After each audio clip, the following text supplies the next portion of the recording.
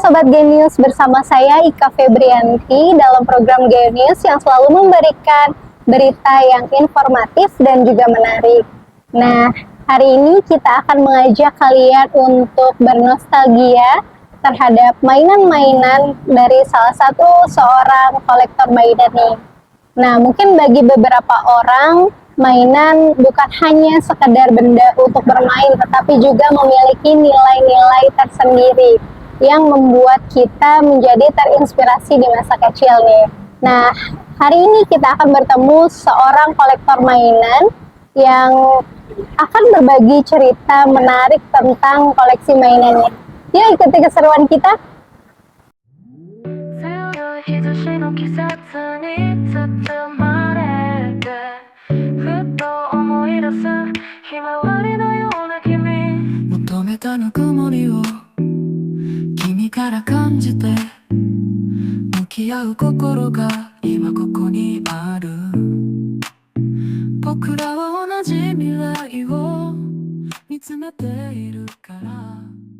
News bertemu lagi bersama saya Ika Febrianti. Ya, di sini sudah ada seorang kolektor mainan. Boleh perkenalan dulu, Pak? Halo guys, namaku Michael. Kesibukannya di hari-hari tuh mana aja, Pak? Sehari-hari aku ngantor aja sekarang, jadi karyawan korporat sekarang. Nah, awalnya gimana sih Pak bisa membentuk dan menciptakan coffee shop ini dan serta koleksi-koleksi mainan ini? Iya, kalau itu coffee shopnya lahir karena kecelakaan ya, teman-teman ya. Jadi istri saya itu marah, mainannya banyak gitu. Terus marah, teman-teman suka datang juga. Jadi karena itu bikin tempat lah gitu di bawah. Terus habis itu digabungin sama mesin kopi. Karena sebenarnya buat kita-kita aja gitu, buat teman-teman aja. Cuma lama-kelamaan ya sekalian aja, kata istri, kenapa nggak dibisnisin aja? Oh ya udah, coba iseng-iseng gitu. Akhiran ya jadilah kayak gini lah. Untuk jadi kolektor mainannya itu sejak kapan sih Pak? Kalau gua sejak bayi mungkin ya, karena kan dijajalin terus sama orang tua, dikasih mainan-mainan, jadi nggak berasa nih. Tiba-tiba ya nyandu aja gitu. Jadi ya mungkin dari kecil sih.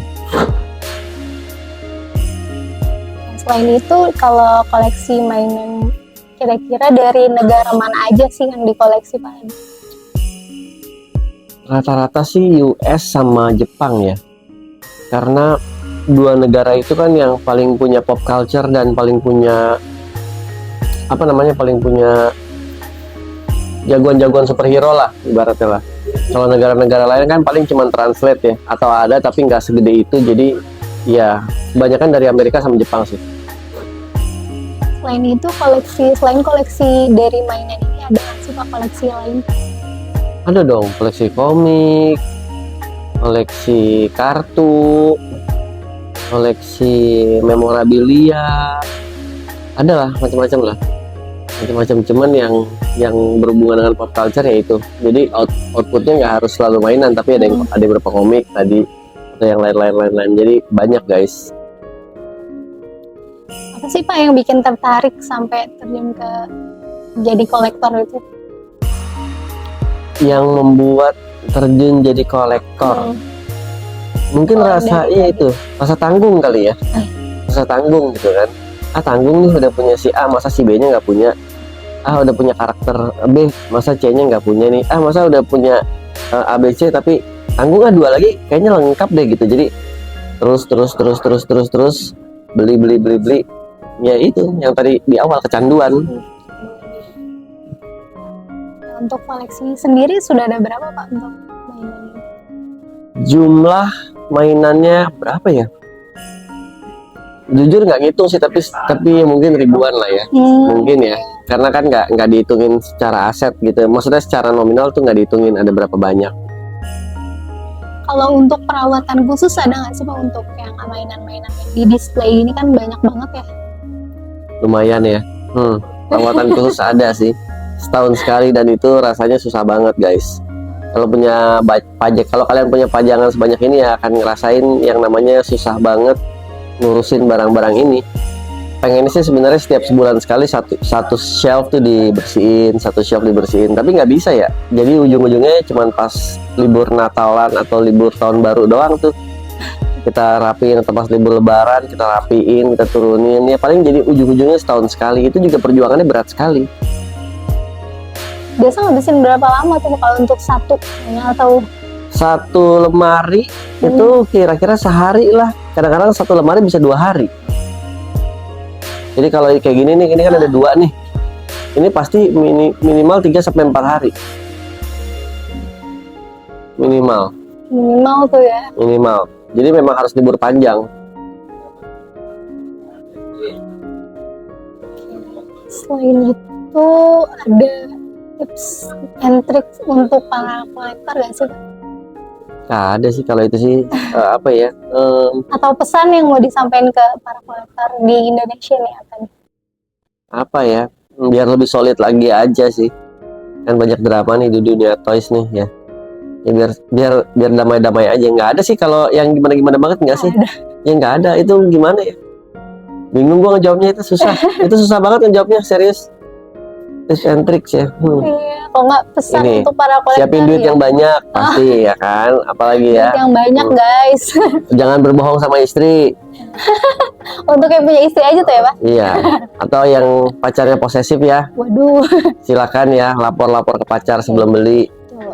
Terus jangan pernah berpikir koleksi atau kolektor seperti ini adalah investasi.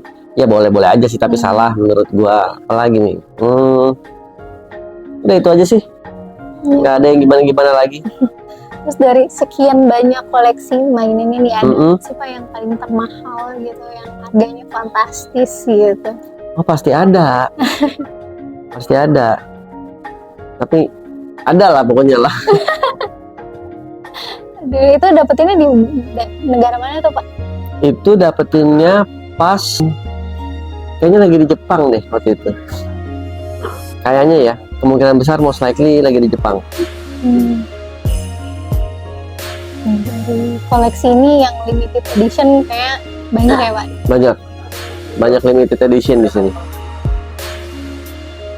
Boleh diceritain nggak sih Pak, ada nggak sih salah satu mainan atau koleksi dari Bapak yang punya kenangan tersendiri yang diingat gitu, yang memorable mungkin? Banyak ya, banyak banget ya. Salah satunya mainan Voltes zaman dulu tuh.